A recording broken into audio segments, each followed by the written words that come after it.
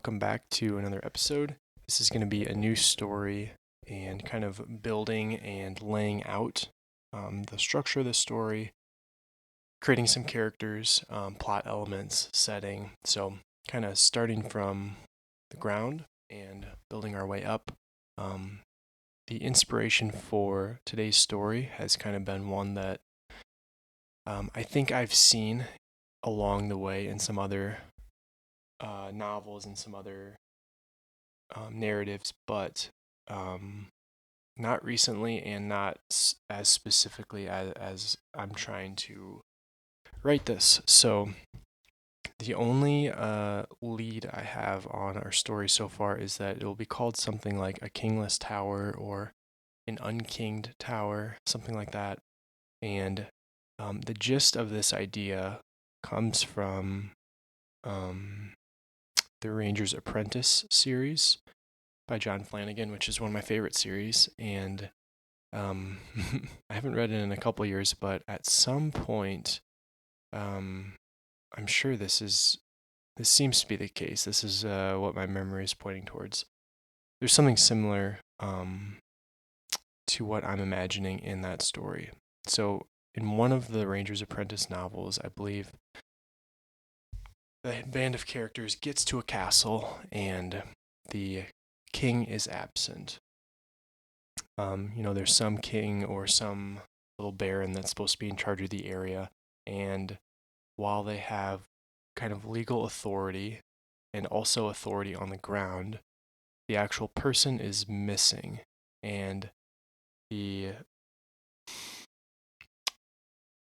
punchline of it is that for our purposes, it's going to be a king, I think. The king has died or has been abducted, and somebody else is sort of impersonating the king, acting as though the king is still alive so that that person can maintain a degree of power within the castle. And everybody else thinks the king is still alive.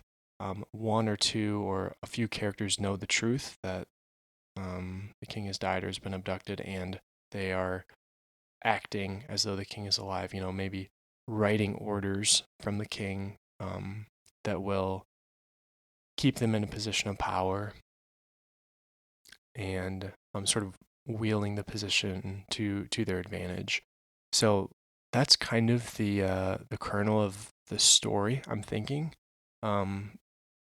Pretty broad strokes, obviously, but I think it's an interesting situation, and it's one that just has a huge amount of possibilities for kind of what theme or what part of the story you want to drive towards. This is something that would fit into like a Game of Thrones narrative where obviously it's all cloak and dagger, it's political play, it's who knows, like a level deeper than the opponent. It could be a situation like that if we want to make a sort of a political game of, let's say there's 4 noble families that contribute to the castle, and each knows that the king is actually dead and the common people don't, but these 4 families kind of are trying to levy the situation to their advantage. That could be a case, or that could be kind of a structure of a story. And I don't know what end game I want to drive towards, if it's a political story like that, sort of the human nature battle for power. It could be the story of, and this would be almost the opposite. Let's say, now this is interesting. Let's say this castle is in a, what would be sort of the enemy kingdom in most stories. Let's say the ruler was pretty mean, mean to his pupils, taxed them heavily, just a bad person, a bad ruler. And this steward, let's say there's a steward that brings him food and, does his kind of day-to-day stuff, brings him clothes and all that, walks in one day and the king is dead. And is confronted by the question of, do I tell so and so, the next in line, that now it's their turn to step up to the to the throne and let this injustice continue?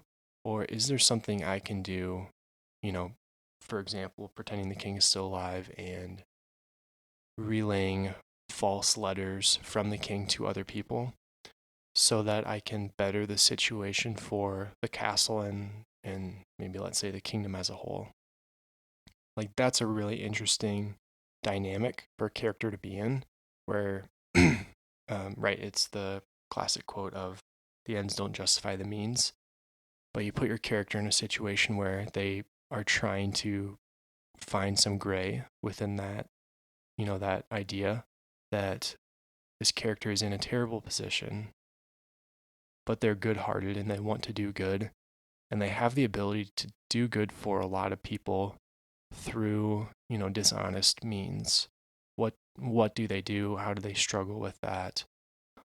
What happens as people start to figure out, is this a case where, think of like 1984 by Orwell. What happens when people figure out that, this other person isn't with the bad guys? Like, what happens when they figure out, oh, this person also wants other people to be free and to be, to live better lives? Like, there's that really interesting moment where, if we create a character, let's say a maid that's supposed to go into the king's area and like bring him new clothes or whatever. She realizes like that this steward has just been falsifying everything and that the king is dead and so on. She's confronted by the same question, but she also has the ability to she's confronted by the same question that the steward was initially, but she's also able to point the finger at him as sort of a third option. So, and then if a third character comes in, it becomes same situation as the maid, but now that character can point at both of them. So there's like this iterative revealing process, or like expansion of that do the ends justify the means question as more and more characters are brought in, which is really interesting. It's any story that really handles sort of the dinner table politics type stuff. Like, I'm thinking of Downton Abbey, Game of Thrones to some degree, but that's obviously continental. That's not necessarily like a family or a small small geographical area, like the problems of a family or a small geographical area. But any story that really tries to handle those intricacies is going to be really good at fleshing out that interplay between characters of which characters know what do they know about the other characters, what do they suspect, and like that alone is enough of a framework to build a story. If you can handle that intricacies. I'm not sure that that I can super well. So I don't know that that's the story I want to, spend the next while sort of fleshing out. Not because I don't think I can do it. I may not be able to, but because that's not the most interesting story to me. I want to find a different story to tell. But just from, some of these first ideas, I do think I'm leaning more towards the situation where somebody figures out the king has died, and wants to turn the situation to the better, rather than, the case where the king dies and then the next 5 kids all fight for control. That can be an interesting story, and depending on your audience, especially if you want to create a pretty sort of action-packed, violent story, like that would be the first step towards that, I think. But I think today I'm more interested in the second option. It could be worth coming up with a few more sort of meta structures of stories that all start with that first principle of king dying and somebody figures out what happens. I'm not sure that I want to do that necessarily. I mean, just to mention a few, just to get some major ideas out there. Could be a murder mystery type story where, somebody figures out the king's dead and does a Sherlock Holmes and tries to, backfill what has happened, or they bring in the authorities and then it becomes a, Knives Out situation where there's chambermaid, steward, prince, the chief of the garrison, a couple principal characters that all would have, potentially something to gain from the king dying, all being interrogated by the, not the sheriff, but whatever commander would be in charge of the castle. So that would be a type of story to tell. If you were really interested to murder mystery, suspense, thriller type stories, that could be really fun. And from, if you wanted to learn more about foreshadowing, or rather practice more foreshadowing, practice your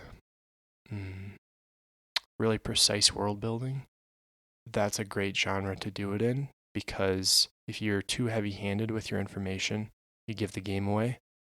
And if you are not precise enough, then that final reveal is going to be really unsatisfying because there's not enough information leading to, to your character, or to your killer, in this case, being revealed.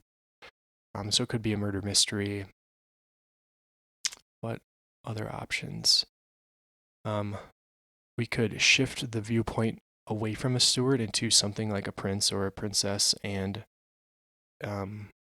this could be a much more serious story where this younger person, let's say the prince in this situation, assumed he would have, let's say, 10 years before he would have to assume responsibility for the kingdom, and he had plans. He was going to be in battles or travel to different cities within the kingdom, and he would be delaying that inevitable assumption of power, which is maybe something he doesn't really want. And now he's confronted by not only the tragedy of losing his father, the king, but also sort of losing the what he might have imagined as the remainder of his sort of childhood or carefree years, and now he has to, put on the crown and do the hard thing. That wouldn't really fit necessarily within our evil country situation that I had previously mentioned. But if that was a story I was interested in telling today, I would change the country to be as good as possible, right? Because the bigger the shoes to fill for that prince, the harder it would be, and then the more movement there would have to be within the story for him to get to a place of sort of acceptance of that new responsibility. So, so that would be another meta structure for a story. But, it's probably obvious from me kind of laying out that story of the steward that wants to do good for the bad country. He wants to make it a better place. That story sounds really interesting to me today, so I think that's the direction I want to go. And I think it was helpful to mention a couple other alternatives of, what could have been. A few of the, infinite alternatives. But let's go ahead with the sort of redemption arc today. So all that, a good 15 minutes of rambling, and not a word has been added to this Google Doc. How's that for productivity? So, where to start? Always a tough question. And I know, for a lot of writers that blank page can be pretty, you know, bottomless. It's really hard to kind of get enough of a footing on that page to feel like you have enough to move forward. When when I've started, stories or the two novels that I've worked on, um, it's like pushing a rock up a hill. The first 50% of the ideation is difficult, but then you start to get that critical mass and you begin to roll downhill, and it becomes the point where, okay, I've already created these 4 characters and I think they're really interesting. Now it would really make sense to have a character like this that would really, foil with these other characters, or would really fit this specific plot hole, or not plot hole, but sort of uh, catalyze this aspect of the plot that I need something here that would bridge these 2 areas. So once you start to fill in, it obviously becomes easier to fill in the remainder. So let's start sort of diving a little bit into this story and trying to build some things out. I'm going to make a couple of areas for us to fill. So we have the setting, of course. We're going to have some characters. We're going to have a plot with the first story I created. I forgot to do the plot until we had started writing it. So, excuse me. So I'm not going to forget that again. So, setting, characters, plot, and kind of, I think, some of the core themes of the story, or the core theme. We're going to want to note that as well. And that's going to give us a good starting point for the story. So, usually, saying usually, as if I've done this 10,000 times, usually when I'm in this situation, I treat this as a path of least resistance. So, whatever I know or whatever I have a hunch on is where I want to start. So, for example, if I had a really interesting idea for this character, I could start there. If there was a unique setting element that maybe in the last week I just thought of and really wanted to apply it to this story, I might start there and then try to fill in things around it.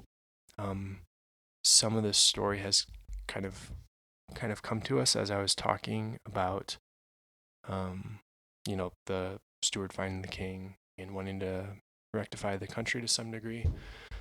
So let's kind of fill in that as we can. So the theme is something like wrong versus right, and maybe sort of a redemption of the area. The setting, very broadly, we have, well, I don't want to just fill this in without really thinking about it. We could have a castle, could be some sort of we could downsize this as much as we want. It could be a little town, and instead of a king dying, it could be the town elder or the mayor or whatever kind of hierarchical structure we want. A kingdom would be, really big. Baron, if we want to use the same structure as our first story, a baron would give us a little bit more remote of a leadership structure. Like a king, I think it would be hard for a king to, die or disappear and not be noticed, right? There is enough attendance, enough eyes that type of a secret wouldn't really fly. But a baron would be, sort of a smaller alternative. I think maybe like a town or a village setting would be too small, where it's like the same problem as if a king were to die, right? If the mayor dies, there's only 20 or 30 people in the town. Let's say 20 or 30 families. If one person goes missing, that's enough to catch attention. So I think I'm sort of moving to some kind of a remote castle, not necessarily a king of an entire kingdom, but a a baron or a chieftain or something like that of a smaller area. So I don't mind going with the baron again. It'd be kind of fun to have a different leadership structure than in the very first story we did, but the barons in those stories were more like secondary movers rather than primary characters, so I think that's fine here. So for our characters, we'll have a baron who unfortunately is not going to be the heart and soul of this story. Setting, since it's a baron, this is going to be at a castle in a semi-rural area. Pretty much everything is rural in medieval times, so I don't know that that's a great descriptor, but we're at a castle, and for the purposes of our story, probably I'm leaning towards not having much influence on the rest of the world, not having much influence on this castle, or I mean on the story. So what I mean by that is, our character here, a steward or a footman or whatever we decide the character to be, or a maid or whoever, isn't going to have the option to run across the river to the other country and say, hey, the king died, can you make everything better? I don't want there to be sort of that, what's the phrase, deus ex machina, which is, I believe, Greek for God before machine, which means, it's a common, semi-common, what's the word I'm looking for?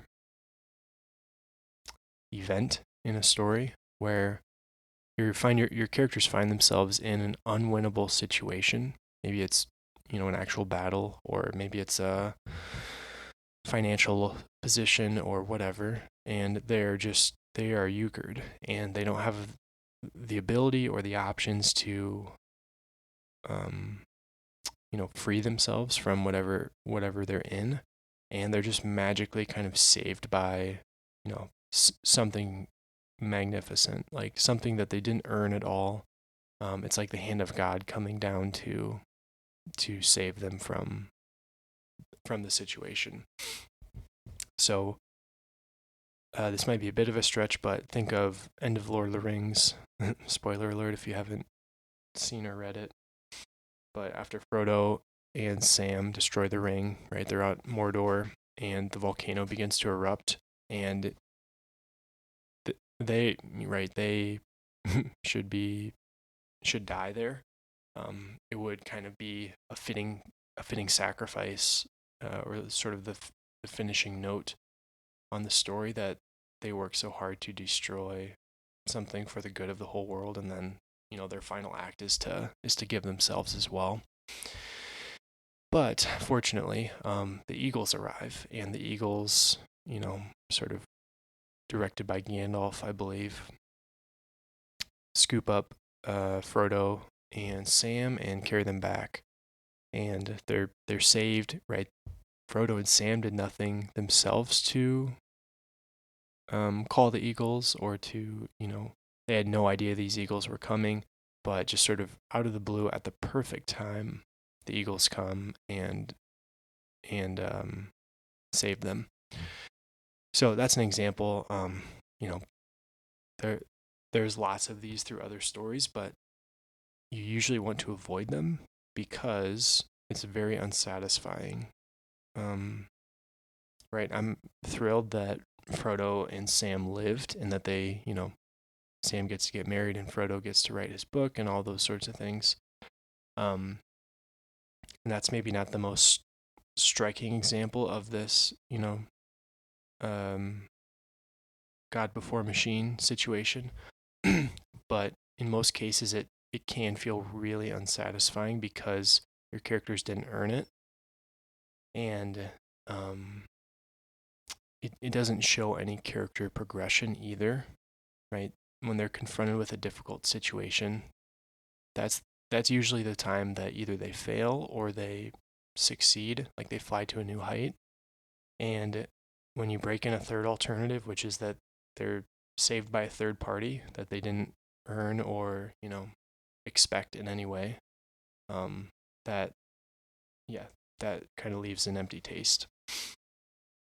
So all that is to say, I don't really want, a third party across the river that is going to be able to ride in once this king has died this baron has died and make life better. I want that change to be kind of earned by our vocal characters. So, for the purposes of this story, this castle is more or less all that exists in the world. We may reference other things, but I don't think we're going to need to spend a lot of time sort of fleshing out, other countries and all that sort of thing. So that's good. We can kind of simplify this down a bit. So we have a castle. I'm tempted to name it here, but a good name is not coming to mind. And my hunch is that as we continue fleshing out setting, character, or plot, we're going to come up with something distinctive about this castle in particular that would create a realistic name for it. If this really existed, this would be a logical name for it because. So, let's just call it the castle right now. It's semi-rural, no external influences. And I think what I want to do now is try to build more setting. And I actually think I want to try to do this in a way similar to Matthew Mercer, who's a really interesting mind and person of sort of world building and storytelling. He leads, he DMs Dungeons and Dragons games at a very high level. If there are professional dungeon masters, he would be one of them. Very talented voice actor, very creative mind, and the way he sort of develops worlds and settings for his party to explore is really interesting. So what he would do potentially in a situation like this is he'd just start with something. Doesn't really matter what. I think in one of his examples he starts with just a location. So let's say it's like he knows he's going to have a town, and let's say that there is a mine nearby the town. So what would he do? So he might start and just begin drawing logical connections from what he knows. And this kind of goes a little bit back to that iterative plotting process that we did in the first video, where we knew two things and then we began to try to find a midpoint between them. And what would make the most sense if I know this and that, what would get me there? And then you go back again, and now you have 3 points, and you try to add another midpoint between 1 and 2, and then between 2 and 3. And you just keep doing that till you have a story. So what Matthew Mercer might do is start with, the town, and he knows there's a mine nearby. Let's say he knows that for a plot reason. There's some plot reason that necessitates, maybe his party really needs a certain resource. So he needs there to be a mine around. So how would he create a realistic or a believable setting that also communicates that important sort of plot or game information? So if there was a town with a mine, he might assume that there's a miners' guild associated with it. The town's main export would be ore. We could be specific with that. We could say it's iron ore, silver ore, gold ore, something a little bit rarer if we want. I think for us, let's just keep it at iron, just to be simple. That would also mean that there would be a lot of smiths within the town. Like the town would be over-indexed into smithing and, armorers and anything that can be made with iron. This place would kind of abound in that. So iron would be used for warfare a lot, right? With iron would be used for warfare a lot with swords and maces and armor, all that sort of thing. So I think it would be realistic that this town would also could have be sort of a training grounds for not only things like smithing and iron and armorers and weaponsmiths and stuff like that, but also soldiers. This would be either a place that they would visit frequently to get all that equipment I just mentioned, or to actually train. So there would need to be roads, highly trafficable roads leading from wherever the capital is or the nearest sort of mega city to this place, both for the soldiers to get there and for these goods to be exported.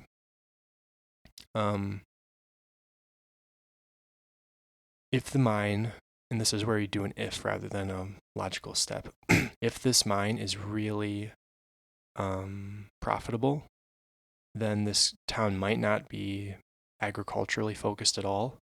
If they can get enough iron and make enough things from it to export and get lots of money, then they can import more food. So rather than a typical town where you might expect a certain proportion of farmers and maybe a smith in one of these towns, this town might have 10 or 15 smiths and just a handful of farmers kind of living around the fringes that don't really contribute in a sustainable way to the food of the town. There could be a miners' guild where they, so that they are not made or taken advantage of by larger powers. There's this guild that says these are our rates. These are what we're going to charge. This is what we're going to charge for certain, products. Like a certain type of sword is always going to cost this much, and so on. There could be politics within the town, within that guild. Of I don't know if we want to go down the rabbit hole too much for our example of how Matthew Mercer might build this out, but there could be politics within the guild, and then that coupled with the lack of farming, meaning so that when the characters get to that town within the game, they're confronted with this really interesting dynamic where everything except iron-made products are pretty much imported into this little town. There's some interesting political dynamics within the the Miners Guild here, which you wouldn't maybe expect at a smaller town of this scale. There's a huge amount of iron and maybe some other ores available, and it's sort of some unexpected dynamics are at play in this town, and we might particularize that more. Matthew Mercer would particularize that more and create a couple distinct characters that kind of embody some of those things, like the dynamics at play within the Miners Guild. Maybe an old farmer that isn't really able to produce the food he needs to sell to the town to provide for his family. Because so much food is being imported, there's not as much of a need for these handful of the maybe quote unquote old timers that have been farming there for a couple of generations. But now this mine has been discovered and they're sort of being outsourced, and they're on the brink of kind of poverty and falling into the wayside. So now when those characters get there and they're poking around and their main objective is to find ore, Matt Mercer, the game master, has a couple believable sort of side tracks that can be pursued. Do they want to try to straighten out this this heavy-handed, hard-nosed fighter at the Miners Guild that's trying to do whatever we would say with the politics? or do they want to help these old farmers who are kind of, fading into the past because their meager little supply of crop that they can produce each year isn't standing up to all this great imported stuff. So anyway, that's kind of a case example where Matthew Mercer, or any world builder in general, might start with something that they know about the story, about the setting. So there's maybe some particular plot element that the setting needs to have, and then they sort of backfill from there, where they say, if that's the case, what could make sense around that? Like, how can I paint in this picture within some of this outline that I know has to be there? So that's what I want to do here with our story. So we know we're at a castle. What else do we know? There was a baron who has died or been abducted. I think since I had said I don't want any externalities on the story, I think that means I want the baron to just have died.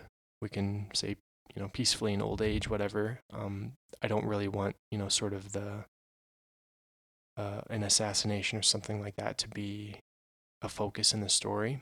The focus, I think, is going to be on our character, our main character, battling that question of, can I do a bad thing for good reasons? Can I pretend that the king is still alive? Can I trick people into thinking the king is still alive so that things begin to improve around here?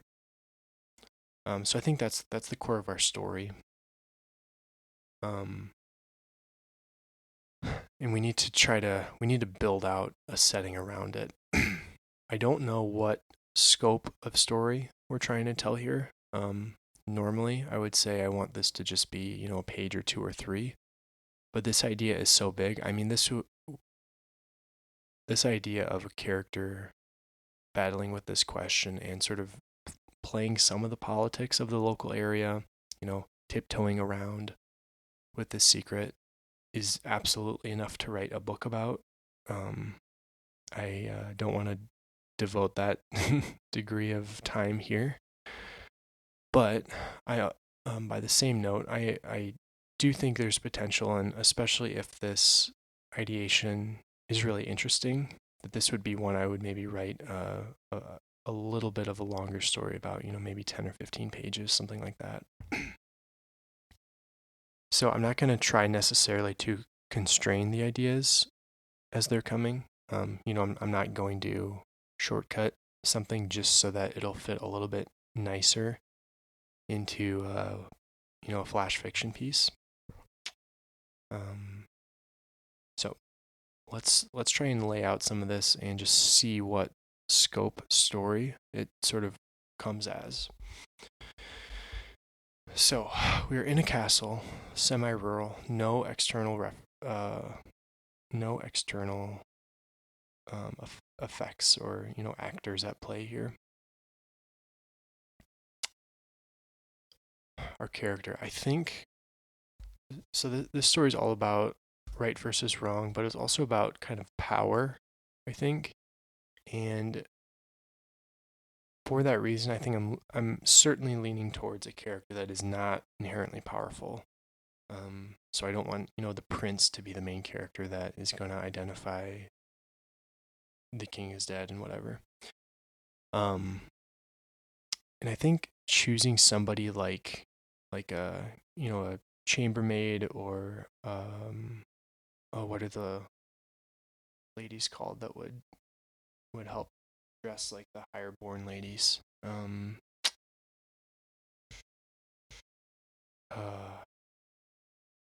Not sure of the term. I think just a maid might be fine here. Because what we're doing is we're choosing unpowerful. Is that a word? We're choosing an unpowerful position and a character, and we're going to sort of superimpose all the power onto them.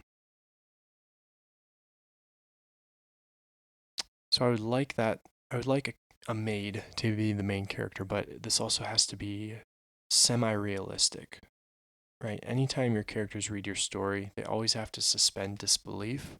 Is a common phrase you'll hear. They need to suspend their disbelief, and believe that what you're telling them is true, right? They know it's not, but you need to paint something that could be true, and they need to sort of accept that illusion as a story worth entertaining, and not just as completely silly. And why I bring that up is we need a good reason for why a maid would be the only person or one of a few people that would know this Baron has died. And if we can't come up with a good reason, then we need to reevaluate our choice of main character. So, why would that be?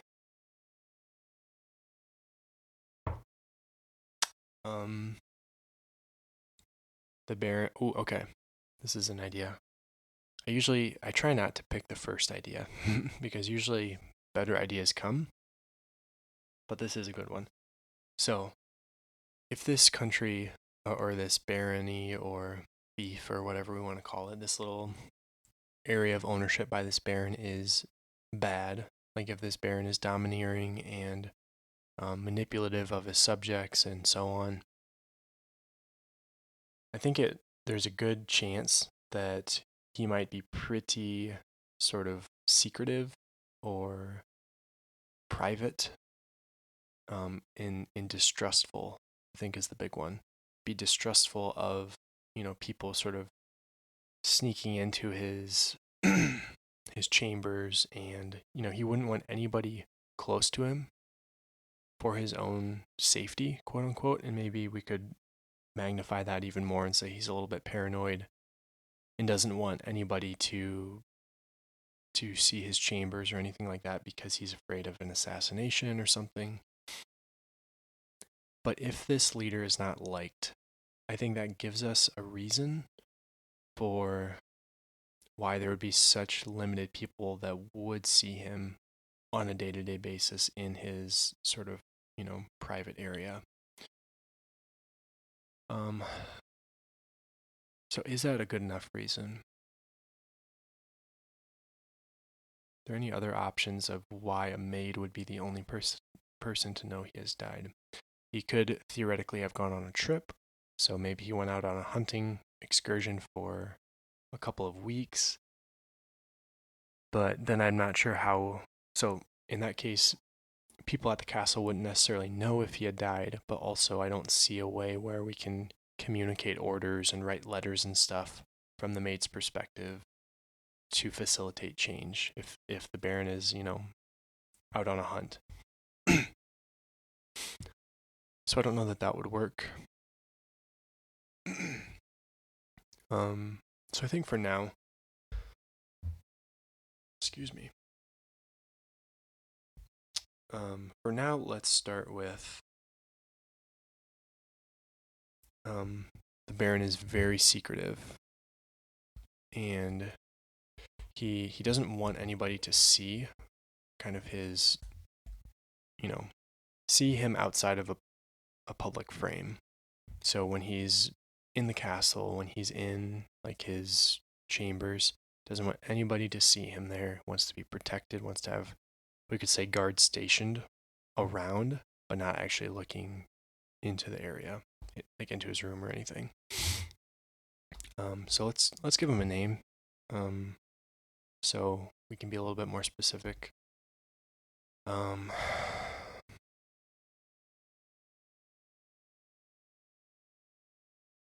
I want to be careful.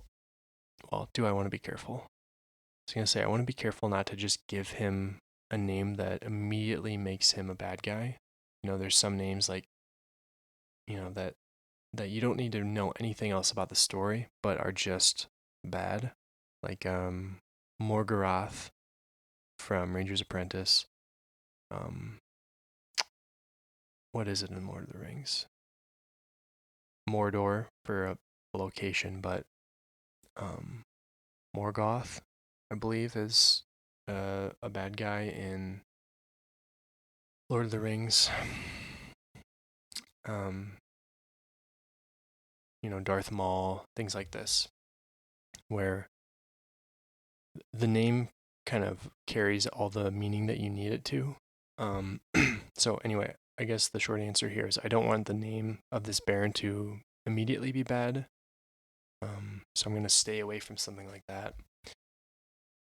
How about Baron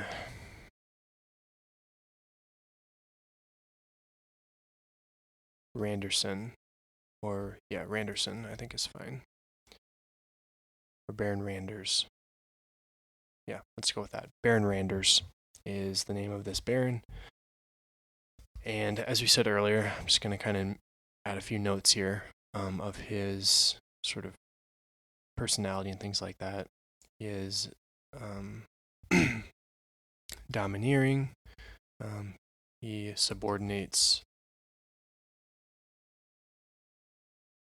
his subjects. He's mean. Let's just throw that in there to kind of be the icing on the cake. And he's also very secretive. And do we want him to be kind of paranoid of assassination? I don't think paranoid is what we want. I'm seeing calculated as having potential, because so this is just the idea that popped into my head. If the Baron were very calculated with respect to assassins and that sort of thing, it would give our maid a clever maid. Our maid would have to be clever to do this, but it would give her more leverage to sort of talk her way past guards and explain why the Baron hasn't been seen. If there was a really good reason that a calculated Baron would stay out of sight, she would be able to find that and use it as, the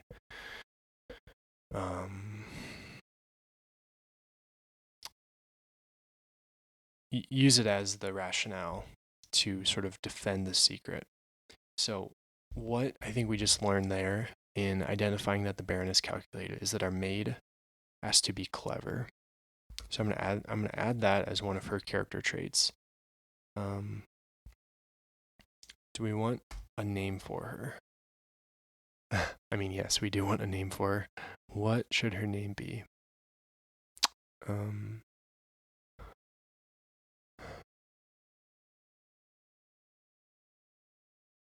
trying to think if I dislike the idea of her name being, significant in the technical sense of it signifying that something of her character. You think of I don't know if Tinkerbell is a good example, but Cinderella, where her name, in the story itself, or in like some of the original story, I believe her name starts off as Ella, and then she always has cinder on her, or cinders on her, because she's cleaning the fireplace and things like that. And then they start calling her Cinderella. So the name, sort of coupling the idea of her position with her work, with the cinder aspect, and then also kind of this inner beauty, or this, the later evolution where she turns from kind of a maid, like a stepdaughter, to the princess figure. I don't know if I want to do a similar thing here. If we did, our maid might be called. I don't know if I can expend valuable brain power on a non-example. Need a little bit more coffee. Okay, so let's figure out what her name is. Now all I can think of is Ella. How about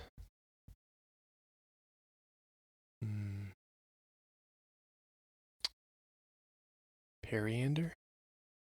Can't do that. That's a hobbit's. Periander took. I don't think I can take Pippin. Hold on, this is a sidetrack.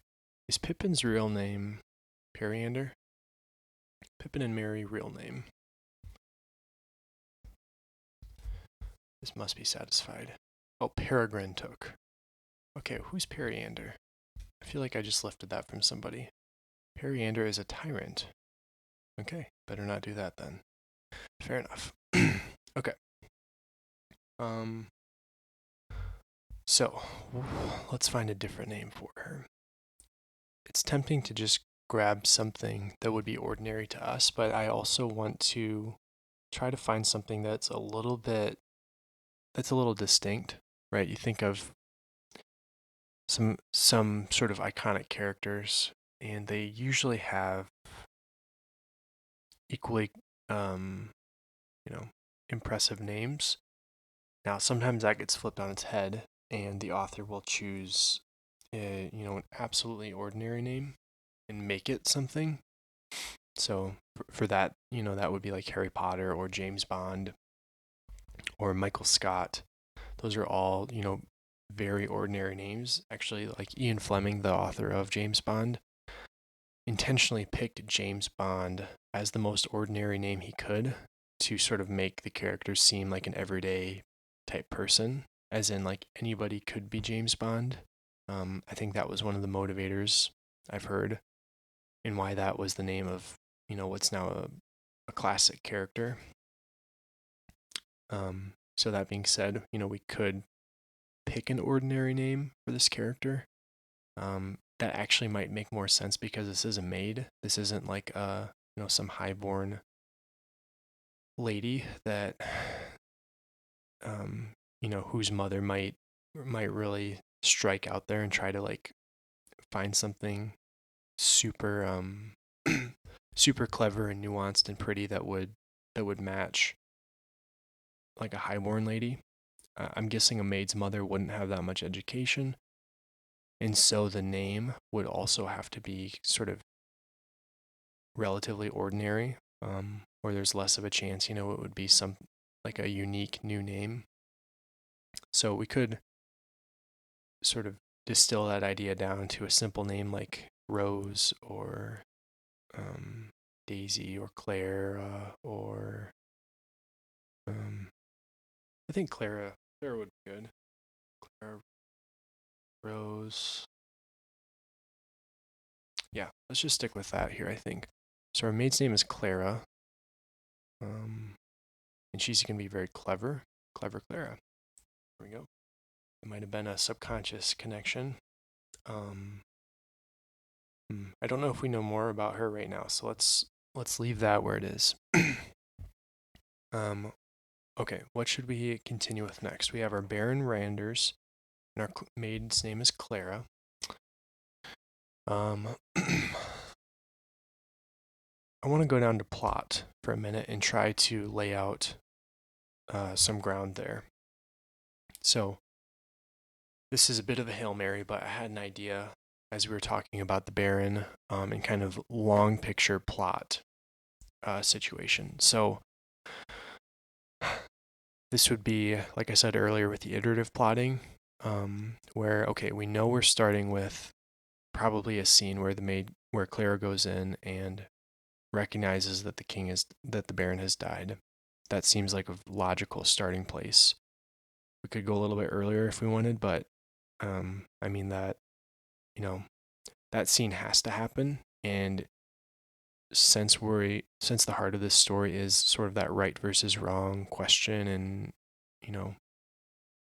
coupled with Clara being clever and sneaky and sort of trying to better this situation for the country without anybody realizing what's going on, all of that has to happen after the king or the Baron has died. The only advantage I can see to bumping that scene back in the story and adding more material before would be to really show how bad life is, so that there's more of a reason for, or more,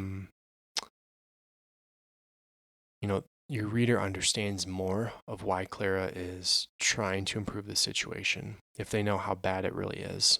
So I'm going to add a note: potential for for a scene showing the badness of the castle.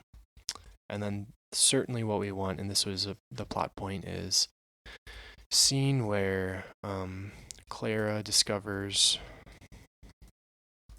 Baron Randers has died. As I was saying that, I think we can kind of connect these, or not connect, but consolidate these two to, let's have a scene. This is actually a really efficient scene. Let's have a scene where Clara is walking through the castle, or maybe from Clara is walking from the servants' let's just call it a house for now, from the servant's house to the castle, through the castle, and discovers Baron Randers has died. So what I'm imagining in this scene, and this is what we would kind of flesh out later, but on that walk from whatever sort of, terrible, maybe not terrible, but whatever poor place that the servants are living, on that walk from there to the castle and then through the castle, she's going to see, there'll be plenty of opportunities to show that things are bad.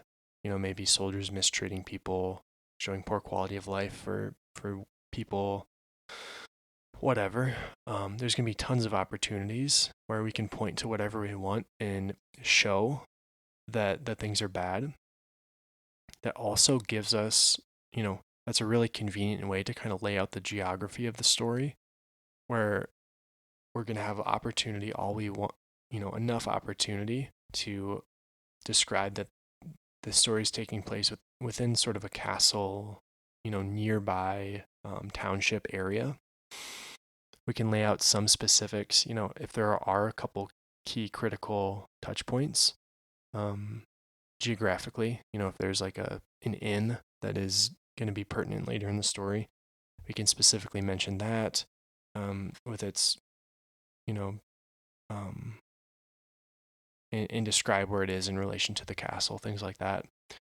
We also situate Clara as our main character and tell the reader, if we start in that servant's house, maybe she's with the other maids, it's a very easy way to say, okay, Clara's our main character. We know she's a maid, and she's not, high on the totem pole because she's living in these poor conditions. So just with that start of the scene, we're situating our main character. We're world building a lot, sort of most of the landscape of this setting we're going to be able to describe. We're also going to show that things are bad, for the common people. And we can maybe show some power dynamics at play. This is all on her walk to the castle. We get inside. There can be paintings on the walls that kind of show this Baron Randers. We can easily find some ways to communicate that he's not the nicest guy and he's sort of a tyrant. And then she's bringing, more sheets or washed clothes or whatever up to him. And then we see that he's died. So that progression, I think, does a lot, and there might be some more stuff we can add to it, but that's a really good starting place. I would, if this were like a TV show or a movie or something, that would make a great, I can see a long shot where, you get a minute or two just walking with this character and ending that scene with the, her startled expression at seeing the Baron has died. So that's really interesting. So for our iterative plotting, that's going to be a point. And now we need another point, cast our line out there somewhere farther into the story and identify another event that we want to happen. So I happen to have thought of one while we were kind of describing that Clara was going to be clever. So what seems logical, or what would happen after she sees Randers has died? She's being clever. She's sort of writing some letters from him. She's communicating. At some point, one of these other servant types is going to figure it out. Maybe they're going to have to go in there. Like maybe it's somebody that changes like chamber pots or whatever, and goes in for their weekly change, and there's nothing to change. At some point, somebody's going to figure out that that Randers has died, and then I want there to be like an alliance moment that is going to kind of continue through the story, and that's going to bring in another like key character into the story, which will be good. We don't want like a sole character to walk through this and sort of be alone. But specifically, the scene I'm envisioning is, I assume after a couple days, these guards are going to want to see the Baron in some capacity, even if he's, in his room, even if they can't go in, like they're going to want to see or hear him. So let's assume that the alliance or the ally that Clara makes is a steward or maybe a footman or a whoever. But a guy that is going to be able to sort of impersonate the Baron in a like, a 30% impersonation. Like if anyone were to actually see him, they would obviously know he's not the Baron. But if a guard were to glance in, the room and see somebody, wearing the Baron's clothes and sort of peering off the balcony, the guard wouldn't know otherwise. Or if this guy grumbled a message, the guards might not know otherwise. So, anyway, so the scene I'm picturing is essentially what I just said, of Clara being clever enough to find an ally, or be forced to have an ally, but then the two of them working to impersonate the Baron, to make some of these changes. So I'm going to make a note here in our plot section of an ally. An ally is forced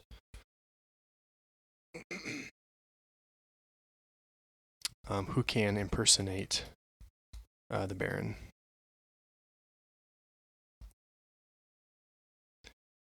So in terms of impersonation, question, do we want the person to have sort of a background that would lend themselves to impersonate? I'm thinking of like a bard, or someone that's musically inclined, or like an actor who's able to maybe do voices a little bit and would have more of a reason to impersonate. Not more of a reason, but more of an ability to impersonate.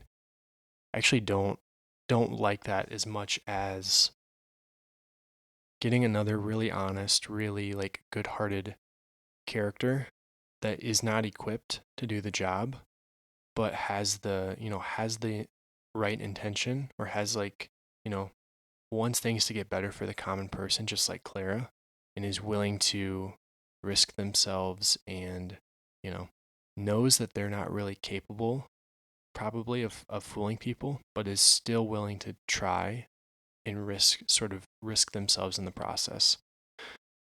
So I'm going up to our characters section now, and I want to flesh out this ally a little bit. So we know that they're not going to be like a bard or an actor or someone that's really maybe sure-footed with their words and stuff. Maybe not even that quick-minded, but just a good person. So who would sort of fit that mold? It is convenient that we're sort of predisposed to pick from like the servant pool for this character, right? We don't probably want it to be like the prince or someone that would be highly trained or really intelligent to be the ally, for the reason that sort of the core of the story is that right versus wrong, and kind of the common person being assumed into power, and how do they handle that. So I don't want, a tactician to be Clara's ally here. I want it to be somebody sort of equal footing to her. So I don't know, a steward or I would like somebody that, like what's the term I'm looking for? Not a horseman, but a stable boy. I would like a stable boy or a smith's apprentice or, a tanner, something like that, where they really just work with their hands and, you know, pretty uneducated, hardworking, good, down to earth person. But I don't know what ruse there would be to get like a someone of that position to impersonate the Baron. Like how would they learn in the first place that the Baron has died, that sort of thing. Now this would be interesting, actually. What we could do is, rather than them finding out, oh, I like this. Rather than them finding out that the Baron has died and sort of turning the tables on Clara and saying, I know, we need to ally, or or else I'll turn you in or something. We could turn those tables and say, Claire's the only person that has discovered the Baron has died. But the story is going to get to a place where she knows she needs help. She needs somebody to impersonate or to help trick these guards, or else the ruse is going to be up. So she's going to know that she needs help, and then that would be this critical moment where she has to decide, can I tell somebody? Who do I tell? And if I choose wrongly, like I'm gonna be in big trouble. So I actually really like that, both from a character perspective, because it allows us to choose anybody to be that ally through Clara, and it also creates an interesting plot point at the same time. So since Clara is a maid, right, she's not going to be on friendly speaking terms probably within this castle specifically with anybody that's highborn. So that, again, that kind of predisposes us to that servant pool. I kind of like I said earlier, picking a stable boy or something like that. Right now, I don't think it's super relevant whether it's a stable boy, a minor, like a minor or whoever. That may become more pertinent as we know, like, what exactly this character has to fill. But I'm just going to say that the ally is, let's say, lowborn, hardworking, uneducated, and good-hearted. So this is like a Samwise Gamgee type character. And there could be a prior history between them and Clara. Like she could already be good friends with this person or trust them to some degree. Or it could be more of that leap of faith where she just needs somebody. She needs a confidant. And maybe she sees this particular person do some good act and just that's the catalyzing like event that lets her trust, that lets her trust in them. Now, as I'm saying that, it's strange how it's kind of like turning the page. You see one thing, you read it, you kind of think about it, and then as you're finishing that page, a new idea comes to you, and there's a whole new sort of set of possibilities. So, in that last comment of she sees the ally do a good act, and that's the catalyzing, moment where she decides to trust in him. What would make that really like? So the question that came to mind is, what would make that moment really powerful?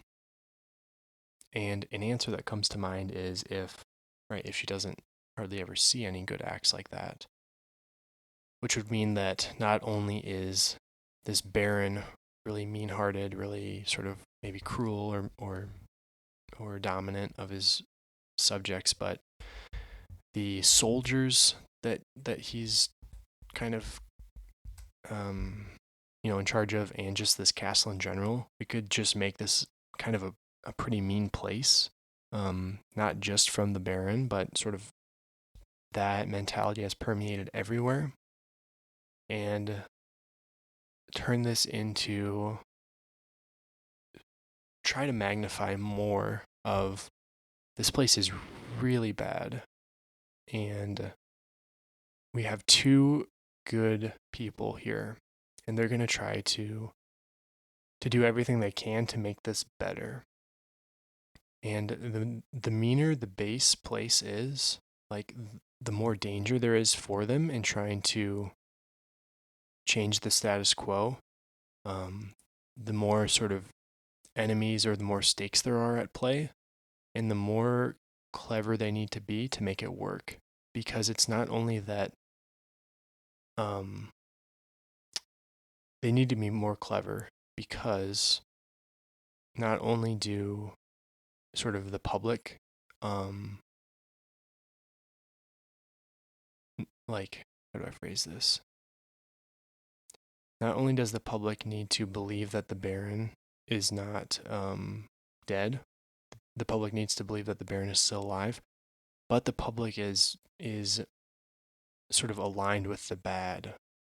Like, if Clara and this ally are going to make things better, they not only need to trick people that the Baron is still alive, but that sort of these good quality of life improvements should be done. Like, the guards aren't going to want, let's say, to be more concrete, because I know I'm a little bit abstract here. Let's say the guards get 3 rations of food each meal, and the common people get half a ration.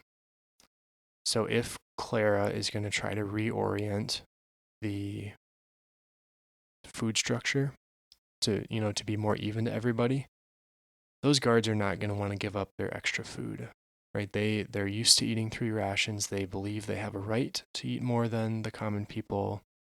They probably look down on those workers. So for Clara to make that change, for her to trick those guards, she not only has to make them believe that the Baron is alive and has ordered this, but that them eating less is like aligned with the Baron's will, and that they should do it. So the bottom line, I guess, all this is to say, like, the meaner this castle is to start, the harder it is to change for the better. So I don't know that that's some great big breakthrough, but I do like that as a plot point, and I think we're being more specific with kind of the tone of the castle, and it's going to make any good that Clara and this ally can do more powerful. And I think the starting point for that whole sidetrack was, I like the idea of this ally doing, the one good act just out of the blue, maybe at his own loss, to snowball the good acts that he and Clara can do together. This is a little bit like, what's his name? Is it Peeta? Peeta in the Hunger Games? Is that right? Yeah, Peeta Mellark. Peeta in the Hunger Games, giving bread to Katniss early on. I think there's like a flashback where he does that. And then down the road, right, she's now predisposed to trust him a little bit, and to, think of him as a good person within this sort of dark, poverty-stricken place. District 12 is where that scene takes place, right? That's where Katniss, the main character of the Hunger Games, lives. I think that's not a bad sort of benchmark for the castle we're shooting for here, in terms of maybe the poverty of the common person would be relatively similar between our castle and District 12, where right? They're being fed half rations or whatever. They're working hard. And then in the Hunger Games, there's the capital, which is overlooking and is kind of the dominant force, right? They send the peacemakers to not really keep the peace, but like enforce the order of the subjects. And the substitute in our story, right, is the Baron and sort of the garrison of guards or soldiers that maintain the order of the castle. So, yeah, I think that's a decent image for me to keep in mind and for us to keep in mind as we're kind of laying out some of the structures around the castle. That kind of what District 12 is, is what our castle could be. Now, a big disclaimer, or not disclaimer, but a caution for me is I'm hesitant to try to think too specifically of other like aspects from other stories and recreate them. So, I don't want this to be like a fan fiction District 12 spin-off as a castle. Right, when you focus on one aspect from another story too much, you run the risk of kind of replicating rather than creating something of your own that's inspired by something else. So I certainly don't want that to be the case. But District 12 is a good kind of economical equivalent of, I think, kind of what we're going for here. So, just for my entertainment, I'm going to do a word check of the notes I've taken so far. 56 words in over 56 minutes. So, not the most productive words per minute, but I think there's some fun ideas that have come out so far. Let's try to get some more plot points here. Plot is always some of the most fun for me to kind of lay out. So, currently what we have so far, I'll just read my notes out here. So, for our plot, we start with Clara is walking from the servant's house to the castle, through the castle, and discovers Baron Randers has died. And then we get to that point where the ally is forced to impersonate Baron Randers. Before that, I know we're going to have sort of in the midpoint there, we're going to have that critical moment. So the moment where our ally does an act of good that sort of not convinces Clara, but I think I'll just say that for now. Convinces Clara to trust him. To trust him as an ally. So that's going to be a really pivotal moment, and that has to happen between her discovering the Baron is dead and her having an ally. So between her discovering the Baron has died and the moment where she, discovers that ally, we need to reinforce. So we need to do a couple things. We need to reinforce how bad things are. We need her to struggle with the question of what do I do? And actually a lot needs to happen. And she needs to begin, this liar's game this game of deception, of kind of writing letters as the Baron and trying to outmaneuver these guards. And then also she needs to know that game is slipping away from her and that she needs an ally. So that's a lot of things. So how can we build that into a plot? How can we move that from just an idea or a concept into an observable event?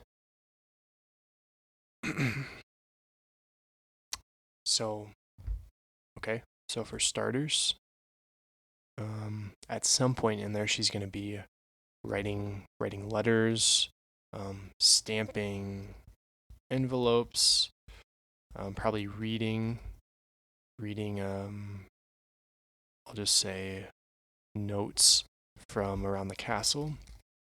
Right, these would all be delivered to the Baron's. Oh, here we go. was going to say these would all be delivered to the Baron. We need a deliverer, and I was going to say this is where our ally could come in, and be the person that also discovers the Baron is dead, but then that kind of goes against, this moment where she sees an ally doing something good. It could be the same person, but she maybe intercepts the letters before this letter, this messenger boy ever actually brings them into the Baron's area. Is that realistic? I think we could do that. I mean, that sounds interesting to me. And then if the main way she's going to be deceiving is through letters and through, tampering with notes, or sending a note to somebody and it seems to be from the Baron, ordering them to do something good, but she wrote it, or this messenger boy wrote it. It would make sense to have an ally that is associated with that line of communication. So I like that her ally, we need to give this guy a name. I like that he is a messenger. So let's pop up to his character area, and just add that he's a messenger boy. So he's carrying messages around from important people. That kind of gives us a reason, or like a backstory for why he could be privy to, maybe some lesser known secrets or like tidbits, from some of these important people. Like they don't really probably see him as, I don't want to say a real person, but they don't worry maybe about talking about confidential things in his presence because he's just a messenger boy. So it's a bit of that fly on the wall ability he would have, and that is information that Clara and him could use to their advantage. Like, writing as the Baron, if he knows stuff that only the Baron should really know because it was, spoken by these higher ups in confidence, that's going to give credibility to their writing. So I think that's another good reason to have this messenger boy as her ally. Ally. Boy, lots of things to fill in here. Should we do his name or the plot? Let's just keep going with plot for a bit. It's always more fun than trying to come up with a name. So, I want more touch points between them. So let's say she discovers the Baron has died, and then soon after that, the messenger boy is going to deliver letters. And this is kind of a specific point, but I think it would be best for our story if we say the king has kind of a sitting room area. So there's a hallway maybe leading in the castle leading to his quarters. You open the door, walk in, there's a sitting room with, maybe some chairs and tables and that sort of thing. And then past that, or sort of tucked away from that, is where he would actually sleep. Let's say that's where he died. So the point I guess I'm leading to is you could look from that main door where the guards are and you wouldn't see where he's sleeping. That'll make things a little bit easier to conceal. But also what it'll do is in this first scene, so Clara discovers the Baron has died, the messenger boy can come in through that front door, and if she is standing over by the bed and, sort of shocked or whatever that he's dead, the messenger boy wouldn't see him yet. She could come out, take the letters from him and say, hey, I'll deliver these over, like I'll bring these over to him, thanks. So that would give us a way to, associate these characters already and, sort of begin that alliance. I don't want to say begin the alliance, but it will foreshadow that they can work together. It'll also just introduce him as a character, which is really important. And it enables us later on to do that, moment where he does an act of good, she trusts him, and not the case where he peeks around the corner and sees the Baron is dead, and then it becomes a, like I said earlier, I don't want to approach this secrecy from that direction. So, to our plot point, she sees the Baron has died. Messenger boy is going to deliver letters. She intercepts them at the doorway. The messenger does not know the Baron is dead. Randers has died. So then from there, right, excuse me, she has in hand lots of letters. This could be where she, begins kind of writing things and trying to change them.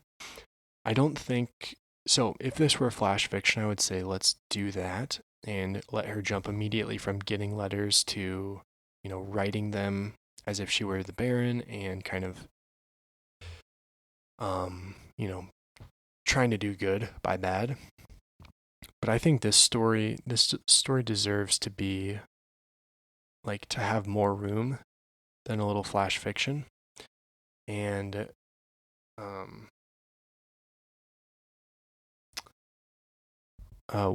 what that would actually look like is that maybe she doesn't know what to do this first day, and we add a couple more scenes in where she just leaves the letters there. She doesn't know if she should tell anybody. Are the guards gonna be like upset at her for being the bearer of bad news? Like what should she do? She doesn't know. She just leaves. I actually really like that. I'm just gonna say she is shocked, doesn't know what to do, and leaves the chambers. Now she probably assumes somebody else is gonna figure this out, or like see that he has died, and somebody else is gonna take care of this, and nobody like I don't know what to do. This is too much. But the next time she goes back, let's say the Baron is still there and nobody has said anything. And there's going to be this dawning moment where she realizes I'm the only person that is allowed or is, on a regular basis coming in here. Like I'm the only person that actually knows. I think that's actually a really good sequence because right, if she just started writing the letters and sort of, trying to convince everybody and change things, that undercuts like the big heart of this story, which is that kind of that inner battle of right versus wrong and doing good by bad. Like if she didn't really have to think about this and is just going to do it, then like it'll be hard for us to really magnify that theme. But if she goes home expecting, somebody else is going to take care of this, I don't know what to do, she comes back and realizes that, wait a minute, there is, like, I could pretend he's still alive. Nobody would know. If we can create a really sort of inviting possibility, or like, invite that possibility for her, then we bring in that question to the forefront of right versus wrong. Yeah, so anyway, I like that sequence a lot. She doesn't know what to do. She's shocked. She leaves the chambers. She comes back the next day, and maybe she's expecting to, to like clean things, or see if they still want her to come since the Baron has died. I feel like I'm saying that a lot here. See if they still want her to come, and nobody says anything. Nobody does anything out of the ordinary.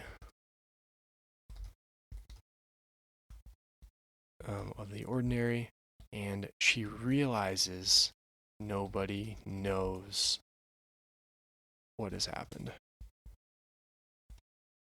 Dawning moment where she is confronted with what to do. We can have our messenger boy come back again with another day's letters coming back again. I really like that because what we're doing in that scene, right? She gets the big question. Holy cow, they don't know that he's dead. Like, what should I do again? And now not only is it she's kind of past that initial shock, but she knows that nobody else knows what's going on. And then we get our messenger coming in with the letters. And I mean, it's literally a sort of a hand delivered plot point of what do I do? Nobody knows what's happening.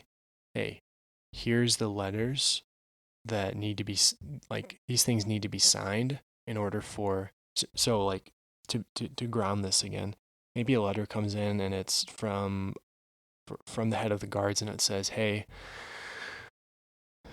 this farming family didn't contribute enough for their grain. We're gonna enact this, this punishment on them. And let's say it's a relatively harsh, like it's a pretty harsh thing. You just need to sign here and we'll take half their livestock or whatever it's going to be. Clara's going to see that, and it's, like I said, it's a hand delivered plot point of, wait, I don't want that to happen. Can I do something to stop that? So then I think that's where she's going to be, that's where she's going to be forging letters from Baron Randers and trying to turn things around, right? It can be a scene where she's opening letter after letter, and each one is, sign here to do this bad, to approve this bad thing being done to good people. So I think that'll flow really well. And sort of thematically, I think that builds really well. I like that we bring our messenger boy back in again. So that'll be his second kind of viewing, and he's becoming, right. So if I were a reader of this story and I read the first couple pages, this messenger boy comes in with the letters, he leaves. Claire's sort of deliberating over what to do the next couple scenes. I might think the messenger boy, his only function was just to deliver those first letters, and we might never see him again.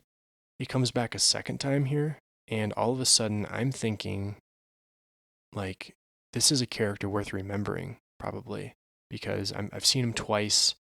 He's beginning to play a critical role, especially now that Clara is going to be tampering with the letters.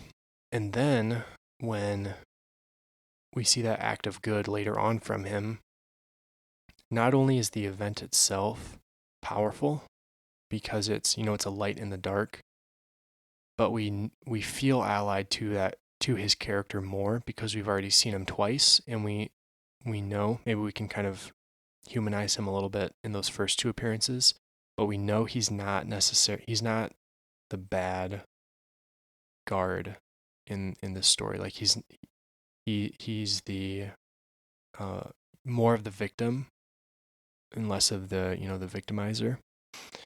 So we kind of already are friendly with him, and I think that'll make that good act scene really pop. So she's tampering with the letters, reading notes from around the castle. And okay, so our next plot point after that I have noted is that she sees the ally that does good and convinces her to let him become an ally. So what I think would make a lot of sense between there is we need to build. So if you think about the arc of most stories, right, we start out with an introduction, we get into some rising action, climax, falling action, and resolution. We should be certainly building into that rising action, and sort of a sub category or like sub plot point of that is we need some not fallbacks. What's the term I'm looking for? Well, anyway, we need the character's motivation to be like blocked or to be infringed on. We need some problems to start arising. So I think what that means here is, let's say she's writing letters, stamping envelopes, all that kind of stuff, and the first day of it goes great. Let's say good things happen. But then the second day, good things happen on the first day. Second day, guard starts to question what's happening. So what we're doing is we're throwing a bit of a wrench in what she's doing, right? First day, she tells them not to, take half the livestock from those farmers. Guards say, okay, whatever, I guess so. Second day, she's really nice and doesn't want them to do anything. And these guards start to say, like, what is going on? We've been hard on these people for a really long time. And now the Baron, 2 days in a row, has just said, give them a free pass. What's going on there? So plot-wise, I want a couple things to start going wrong, which is going to show Clara that she needs more help in this. Like, she's not going to be able to get through this by herself. So we need to build up to her finding an ally. So if things start to go wrong on the second day, maybe she's going to overhear guards, right? Because she's by the guards that are stationed outside the Baron's room, so she can overhear guards wondering why the Baron is acting like he is, quote unquote. So this is going to begin her sort of wondering how does she continue forward here? So I'm just I don't know how that manifests in a scene necessarily. It could be something as simple as her, she goes back to the servant's house that night and she's trying to sleep and she's just thinking, like, what can I do? But I'm just going to add sort of the character arc that we're looking for in that next scene of Clara is wondering, how will she move forward and not be caught?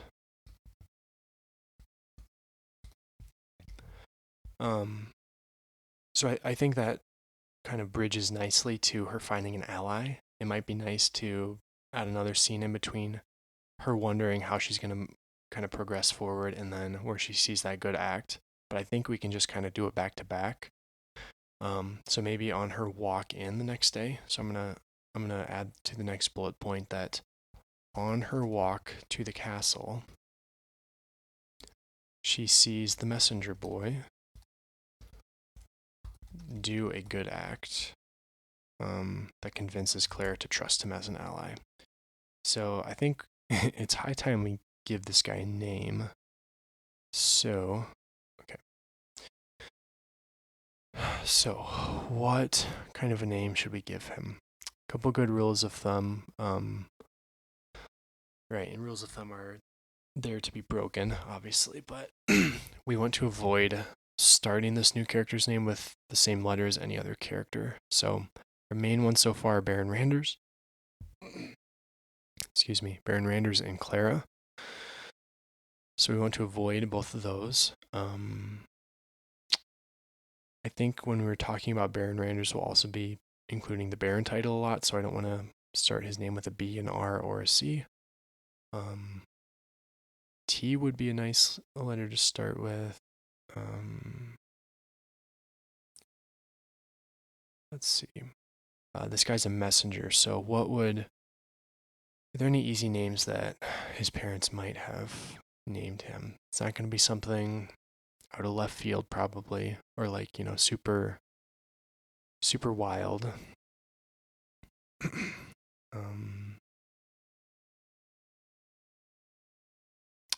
Mason is an option. Terry, I did use Terrence in the last one, so better steer clear of that. Yeah, I think let's start with Mason and see how that feels as we go. So Mason is the messenger boy, kind of like that association. Okay, so Mason does a good act, convinces Clara to trust him as an ally. So then the next plot point after that I have is Mason is forced to impersonate Baron Randers. So obviously between her seeing that good act and him becoming or impersonating Baron Randers, we need some conversation to take place. We need an alliance to take place.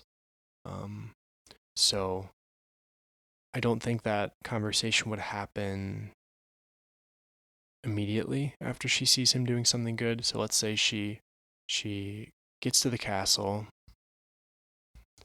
and the guards are like, you know, we need an inciting action from the guards to incite her to take the risk of like reaching out to Mason and trying to ally with him. So I think that inciting action could be that these guards are getting really suspicious. They're like, I haven't seen the Baron in 2-3 days. His orders have been really weird. His handwriting looks a little bit different.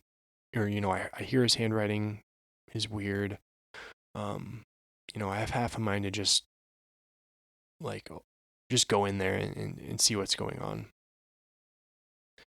And then that's going to be terrifying to Clara because she knows like, okay, if they figure out what's going on, the game is over.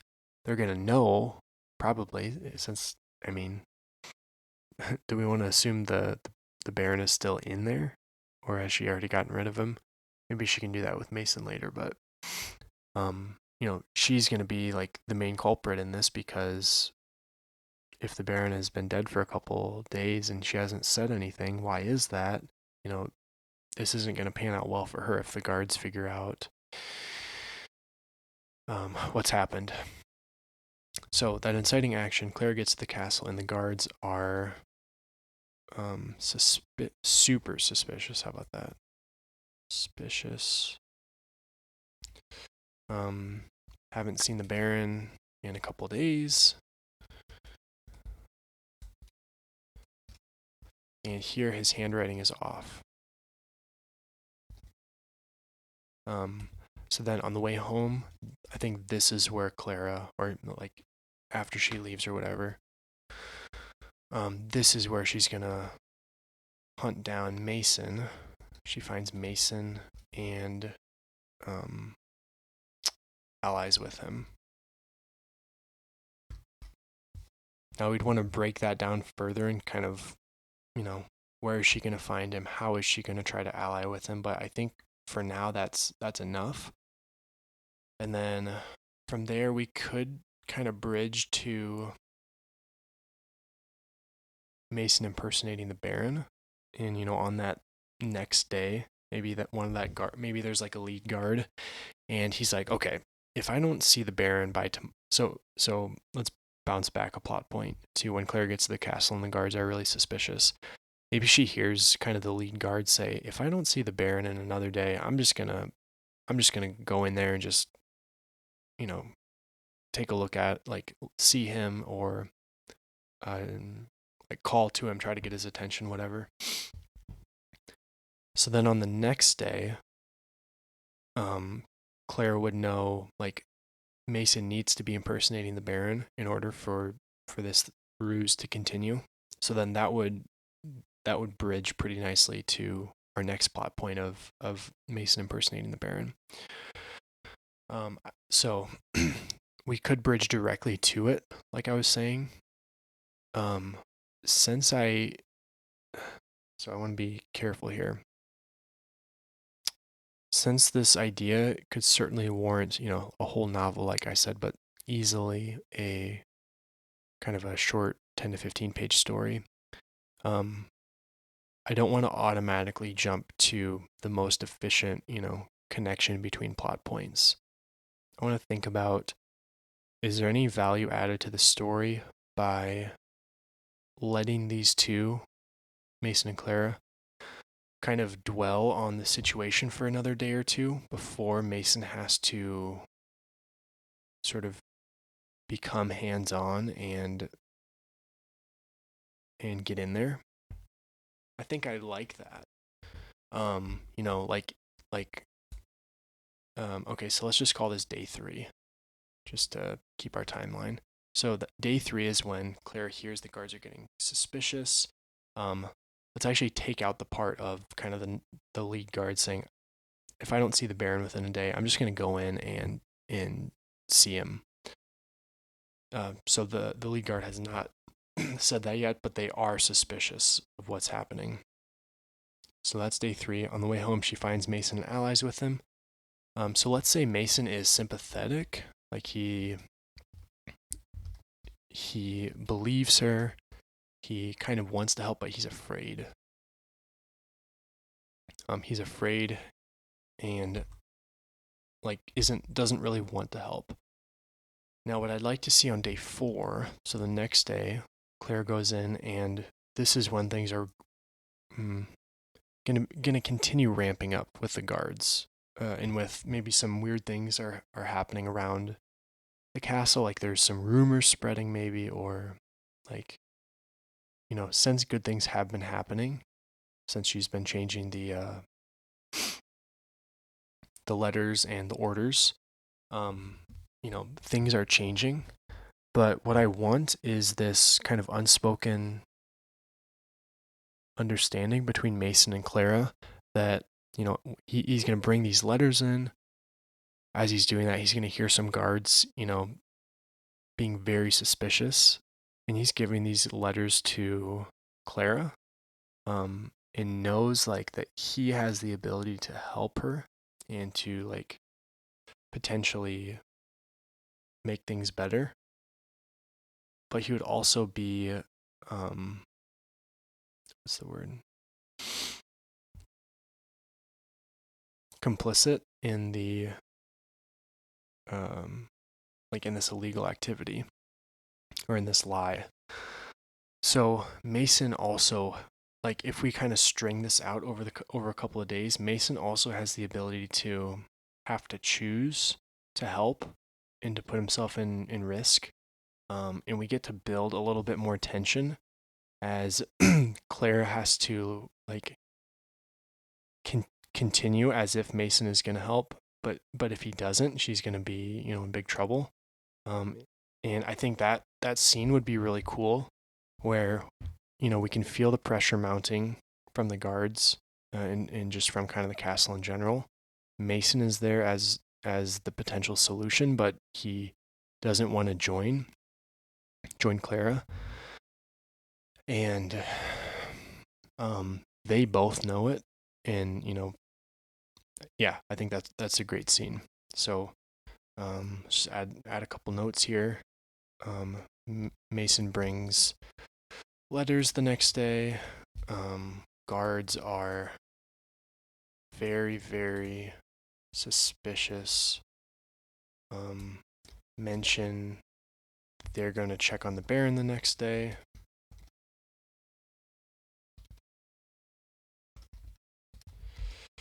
And then also, like we said, Clara and Mason both know he needs to help the next day.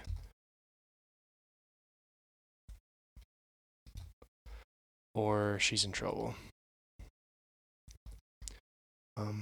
So then, let's see. Again, this goes to the scope of the story. It'd be an easy sort of climax point or high point of the story where of a smaller story where the guards are going, it's that 5th day. The lead guard is okay, today's the day. I'm going to go and check, is the Baron alive? Or not is the Baron alive, but what's going on? Why are you sending these weird orders? And then Clara knows that's coming. She's trying to stall the guard. She's trying to do anything she can to, delay this, the fallout of this. And then Mason comes in, says, hey, can I just get in there? I've got to deliver some letters. She lets him go. guard comes in and Mason is there, with the, has gotten into the wardrobe and has some clothes on, is looking out the window. Or not out the window, but off the balcony or whatever. Guard assumes it's the Baron, thinks everything's fine, and leaves. That's a really climactic scene where we've got action, we've got suspense, and that element of mystery where Clara doesn't know, is this the end? Or like, is there some way I can get out of this? And then Mason, chooses in that moment to ally himself with Clara, to take on risk, to try and do good, even though it's gonna, potentially like sabotage himself. Yeah, that's a really powerful scene. If this was a shortish story, that would be the climax, I think, and then we could kind of fizzle the story out from there and say, maybe they continue making good things or like making good, and then the castle sort of swings the other way and passes this critical mass point of, okay, now people are, their disposition is no longer to take what they can for like a survival purpose, but to give what they can to support others. Like if they can move the standing order of the people within that castle and begin to change the guard's perspective, then then there can be this point where people figure out the Baron has died, but instead of reverting, instead of like electing a new Baron and reverting to what always has been, they choose kind of this new way. Like that would be a really optimistic path out.